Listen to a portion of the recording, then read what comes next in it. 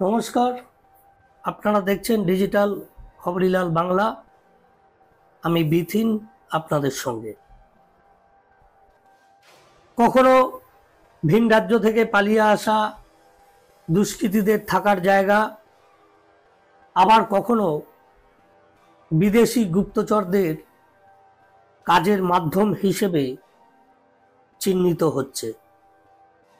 কখনো শহরের ব্যবসায়ীর মৃত্যুর সঙ্গে জড়িয়ে যাচ্ছে। অপরাধমূলক ষড়যন্ত্রের ঠেক থেকে নানা অসামাজিক কাজকর্মের অকুলস্থল হিসেবে বারবার চিহ্নিত হচ্ছে এই শহরে ব্যাঙের ছাতার মতো গজিয়ে ওঠা হোটেল এবং অতিথিশালাগুলো। কিন্তু পুলিশ প্রশাসনের সেদিকে নজর পড়ছে কি? কসবায় শাসক দলের পুরো প্রতিনিধিকে ঘটনাতেও একইভাবে একটি অতিথিশালায় বসেই সব পরিকল্পনা করার তথ্য সামনে উঠে আসায় নতুন করে এই প্রশ্ন উঠতে শুরু করেছে। যদিও অভিযোগ, এমন অতিথিশালাগুলির বিরুদ্ধে পদক্ষেপ করা তো দূরস্থ, আদতে তাদের সঙ্গে চলে পুলিশের আলাদা হিসেবের খেলা। পুলিশ প্রশাসনের এইসব ক্ষেত্রে নিষ্ক্রিয়তা বারবার সামনে উঠে আসছে। কলকাতা পুরসভা সূত্রের খবর, শহরে এমন হোটেলের বা অতিথিশালার সংখ্যা ৫,০০০-এরও বেশি। রফি আহমেদ কিদওয়াই রোড, মির্জা গালিব স্ট্রিট, সদর স্ট্রিট, যাদবপুর, কসবা সহ শহরের বিভিন্ন রাস্তায় রাস্তায় এই ধরনের হোটেল অতিথিশালা গজিয়ে উঠেছে বিগত ১০-১২ বছরের মধ্যে, যেগুলো এই ধরনের অপরাধীদের মুক্তাঞ্চল হয়ে উঠেছে। এইসব হোটেলগুলি অপরাধীদের কাছেও নিরাপদ আস্তানা হয়ে উঠছে। লালবাজারের গোয়েন্দা বিভাগের সেই অর্থে কি কোনো নজরদারি রয়েছে? এক অফিসারের কথায়, ঠিক কত এই ধরনের হোটেল অতিথিশালা কলকাতায় এই মুহূর্তে রয়েছে তার ঠিক হিসাব পুরসভার কাছেও নেই। পুরসভাকে না জানিয়েই পাড়ায় পাড়ায় বসত বাড়ি বদলে যাচ্ছে হোটেল অতিথিশালা হিসেবে। ওই অফিসারের দাবি, পুলিশের হিসাবে পুরসভার নজরের বাইরে থাকা এমন অতিথিশালার সংখ্যা এই মুহূর্তে প্রায় ৪,০০০-এর উপর। ভাবুন একবার, এই রাজ্য, এই শহর ক্রমশ হয়ে উঠছে অপরাধীদের মুক্তাঞ্চল। যদিও পুরো আইন অনুযায়ী কোথাও অতিথিশালা বা হোটেল চালাতে হলে পুরসভাকে কর দিতে হয়। পুরসভাকে না জানিয়ে এই ধরনের ছোট হোটেল বা অতিথিশালা চললে প্রতি বর্গ মিটারে জরিমানা ধার্য করার আইন রয়েছে পুরসভার। কিন্তু অভিযোগ, জরিমানা আদায় তো দূরের কথা, বছরের পর বছর অনুমোদনহীন এই ধরনের হোটেল অতিথিশালা পুরসভার নজরের বাইরেই থেকে যায়। সত্যি কি নজরের বাইরে থেকে যায়? প্রতি বছর পুরসভার কর বাবদ ক্ষতি হয় এর ফলে কোটি কোটি টাকা। কিন্তু পুলিশ কি করছে? পুলিশের আইবি, এসবি তারা কোথায়? তারা আসলে এই মুহূর্তে রাজ্যের বিরোধী রাজনৈতিক নেতা নেত্রীদের পেছনে বেশি সময় নষ্ট করছে। শহরের নিরাপত্তা তাই মাথায় উঠেছে।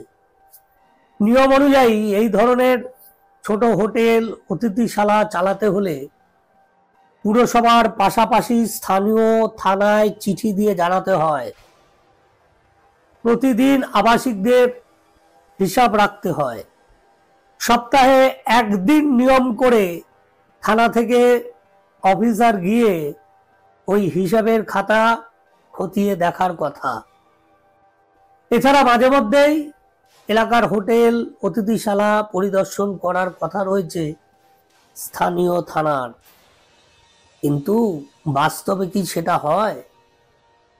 লালবাজার বা উঁচু মহল থেকে নির্দিষ্ট তথ্য বা নির্দেশ না পাওয়া পর্যন্ত কোনো থানায় এই ধরনের হোটেল অতিথিশালার বিরুদ্ধে পদক্ষেপ করতে পারে না, এমনটাই অভিযোগ। পূর্ব যাদবপুর এলাকার এমনই এক অতিথিশালার উল্টো দিকের বাসিন্দা তিনি জানিয়েছেন, প্রায় মধ্যরাত পর্যন্ত ওই অতিথিশালায় তারস্বরে বক্স বাজিয়ে তাণ্ডব চলত। মাঝে মধ্যে তরুণীদের কান্নার শব্দও শোনা যেত। থানায় ফোন করা হয়েছিল, কিন্তু থানা থেকে বলা হয় লিখিত আকারে অভিযোগ দিন। সাধারণ মানুষ ঝামেলায় পড়তে চায় না বলে অনেকেই পিছিয়ে যায়। পরে দেখা গিয়েছে সেই অতিথিশালায় পুলিশ একদিন হানা দেয় এবং সেই অতিথিশালা সিল করে দেওয়া হয়। জানা যায় ভিন রাজ্যের তরুণীদের নিয়ে এসে আটকে রেখে কুকর্ম করানো হতো ওই অতিথিশালায়।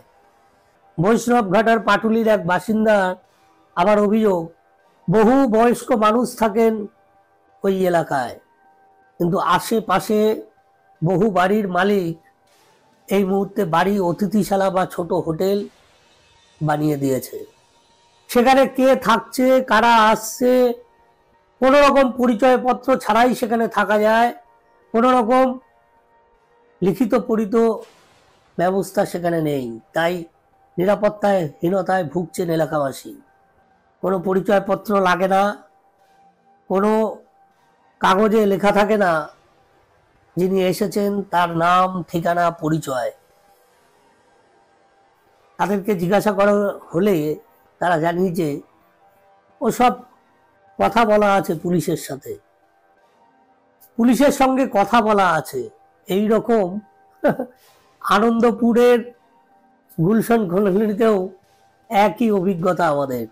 সেখানেও গজিয়ে উঠেছে বেশ কিছু এই ধরনের হোটেল অতিথিশালা। শুধুমাত্র কলকাতা নয়, কলকাতা সংলগ্ন উত্তর 24 পরগনা, দক্ষিণ 24 পরগনার বিভিন্ন এলাকা, উত্তর 24 পরগনা একেবারে বারাসাত পর্যন্ত এই ধরনের ছোট হোটেল অতিথিশালা গিজগিজ করছে। ভিআইপি রোডের ধারে অসংখ্য এই ধরনের হোটেল অতিথিশালা গজিয়ে উঠেছে বিগত 10-12 বছরে, যেগুলোতে মাঝে মধ্যেই বিভিন্ন রকম অপরাধের খবর উঠে আসে। কয়েকদিন বন্ধ থাকে, তারপর যে কে সেই। আবার সাময়িক বন্ধ থাকার পর হোটেল রমরমিয়ে চলে। শুধু হোটেল চলে এমনটা নয়, সেই সমস্ত হোটেলে পানশালাও আছে, যেগুলির অনেকগুলিরই আইনত অনুমোদন নেই। শুধুমাত্র ওই যে পুলিশকে জানানো আছে, বোঝাপড়া আছে, কিন্তু এই বোঝাপড়ার আড়ালে দিনের পর দিন যেই শহর, এই রাজ্য ভিন রাজ্যের এই সমস্ত গুন্ডা মাফিয়াদের আস্তানা হয়ে উঠছে। নিরাপত্তাহীনতায় ভুগছেন এলাকার সাধারণ মানুষ, তাদের কথা কেউ ভাবছে না।